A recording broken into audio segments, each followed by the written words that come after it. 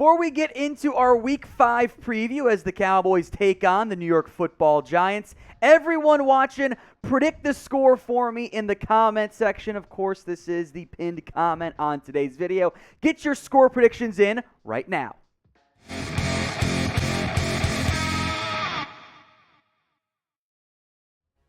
To help us preview this week's game, we once again welcome in Jane Slater of NFL Network. Jane, thanks again for coming on the show. We appreciate it. I love talking Cowboys with you, Tom. And it's been fun to talk about the Cowboys this year because this team, am I wrong to say it feels a little bit different than what it has in recent years with the optimism around the team with the way they've looked for through the first 4 games?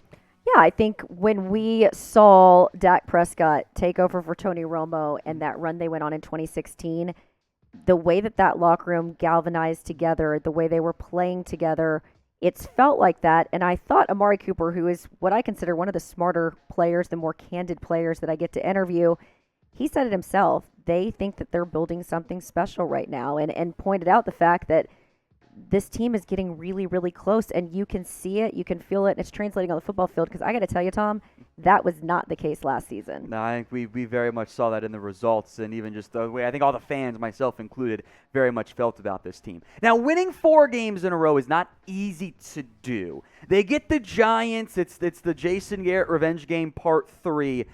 We'll get some more in-depth discussion on this, but I do want to ask you overall, is there anything in particular that maybe the Cowboys are a bit focused on either improving or stopping from the Giants' perspective? Well, I think the biggest thing that even Ezekiel Elliott said this week was that he still wants to see a complete game from this team. In other words, they're still leaving the door open a little bit. They certainly did that at the end of this game.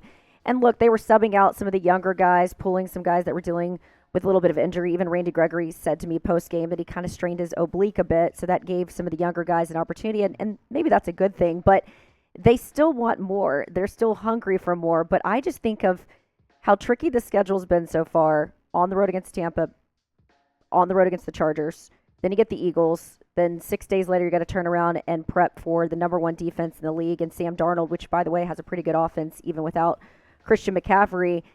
Just the way that they're playing right now, I know that the Giants just went on the road, beat the Saints in the Dome 27-21 in overtime, but the Saints weren't playing with a lot of their players. So I don't know if I'm putting a lot of credit there. I just think the guys you've got to watch right now are obviously John Ross, who's really emerged as a wide receiver for them. Danny Dimes is playing a lot better this season. They've got Saquon Barkley back, and they can surprise you. They can be a spoiler. It's a divisional game. They're always going to play up. We certainly saw what they were able to do last year. I just feel like, again, going back to 2016, the reason why Tony Romo never came back is they just ran with the hot hand. And subscribe to that hot hand theory. It just feels like the Cowboys have it right now. All right, we're going to talk more about this Cowboys offense in particular momentarily.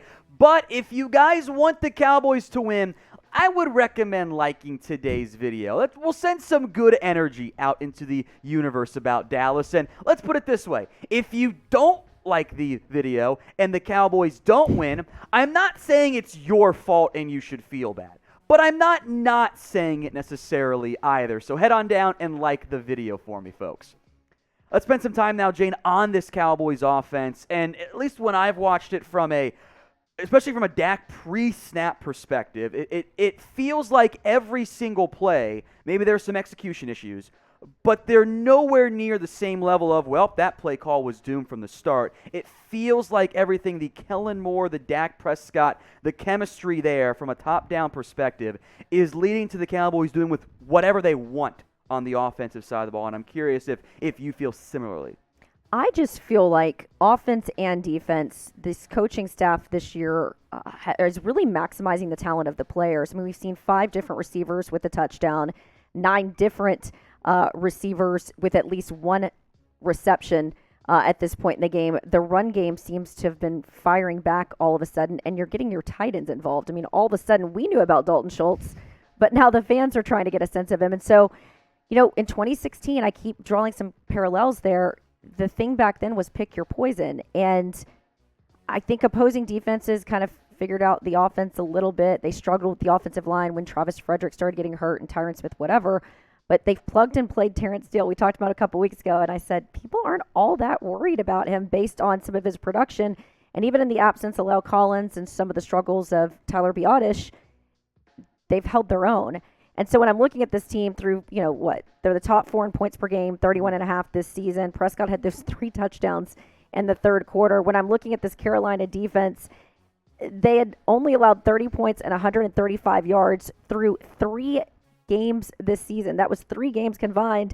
You literally had Ezekiel Elliott putting up 143 yards, and I think you and I were joking about this ahead of time. We had that 147-yard run.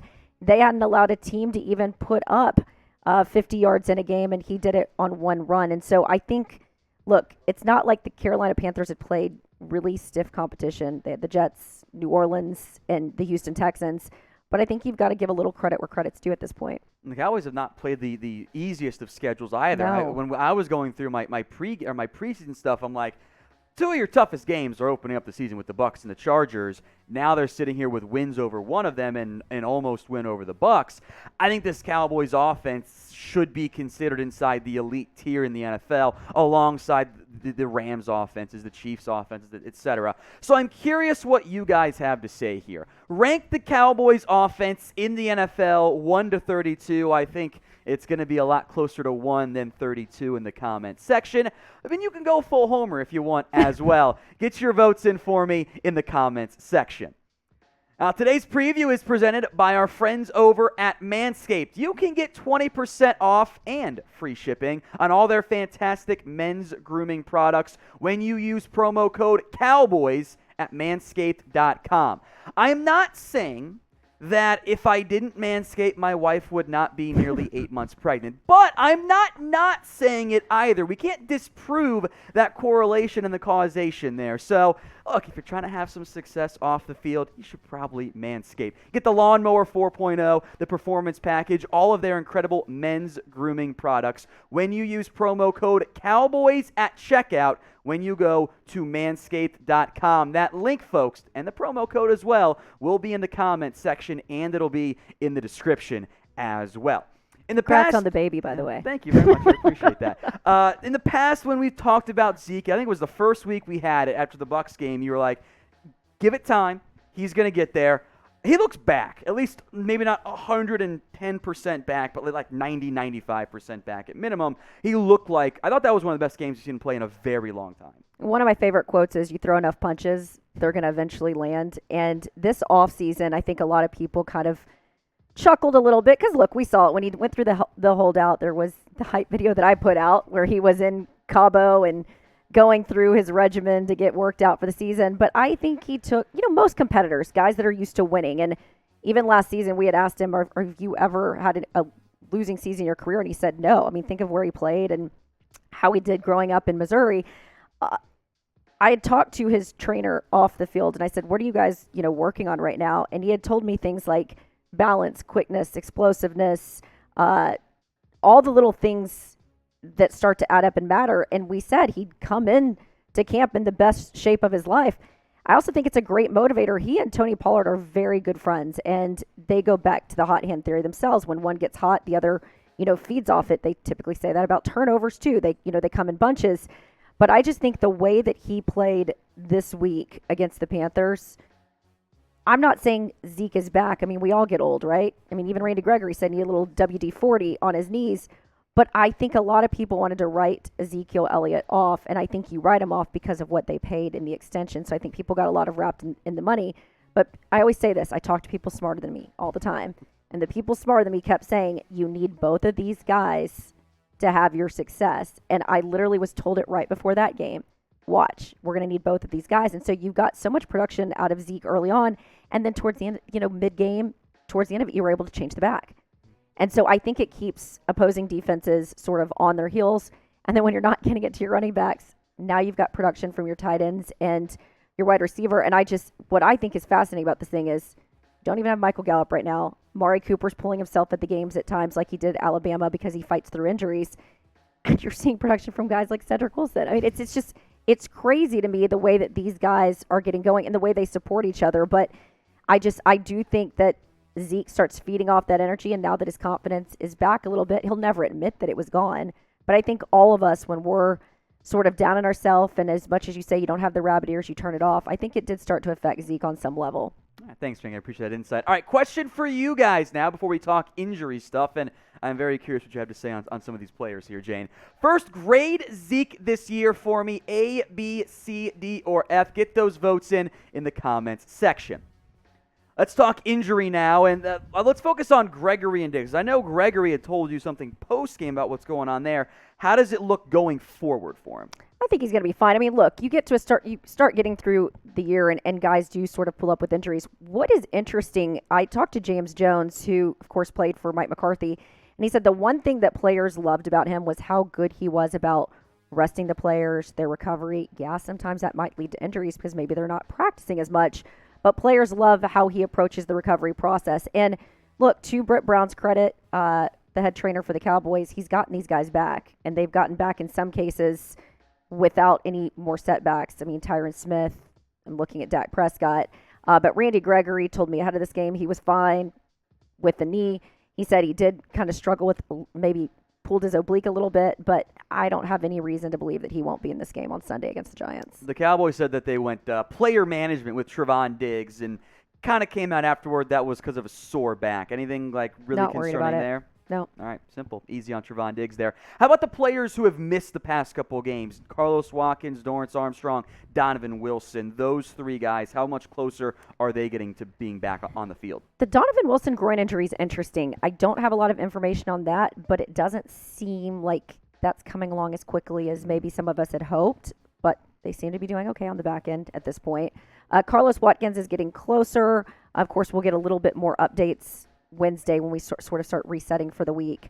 But in terms of him and a couple of the other guys, Kelvin Joseph, I think they're getting closer. But maybe we don't see some of these guys till after the bye week. Because if you think about it, we've got this game, then the Patriots, and the bye that gives a bunch of guys some time to get rest, and then you're getting Lyle Collins back then at that point after the 5-game suspension. They're going to have to make some tough decisions from a roster management perspective, too, with all those guys. Neville Gallimore at some point coming back, Collins back from his suspension, Joseph, others. There can be some tough roster calls there unless there are more injuries, which, if anything, it's rotation. You're getting some depth, which I think is a good thing. I mean, they've been able, to bend, not break by putting in a lot of guys we didn't expect much from. That's fair. All right, folks, so we've gone through all those injuries there. I think that the Wilson one maybe is the one that has me the most intrigued because in general with the 3-week IR, you tend to see some players get back or they go on IR. Again, you mentioned hasn't come along as well as hoped. Bright side, Jerron Kearse has looked absolutely incredible. So be honest with me in the comments section. Which injury worries you guys the most? Get your votes in. And while you're down there, make sure you guys are subscribed. That way you don't miss out on anything here at the Dallas Cowboys Report. You're watching on YouTube. Simply hit that big red button. Videos every single day from me, from Jane, and from both of us as well. Don't miss out. Subscribe right now.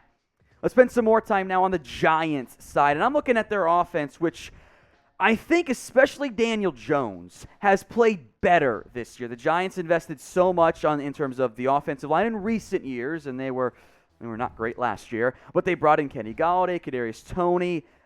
What are your thoughts on this Giants offense overall led by Jones at this point? I just don't know what to make of it yet. Now, is it the players? Is it the play calling and Jason Garrett? It's hard to say. I just don't think that they've been consistent enough to give you a sense. They also haven't really had a lot of health. Remember, they did have the offensive line woes last year.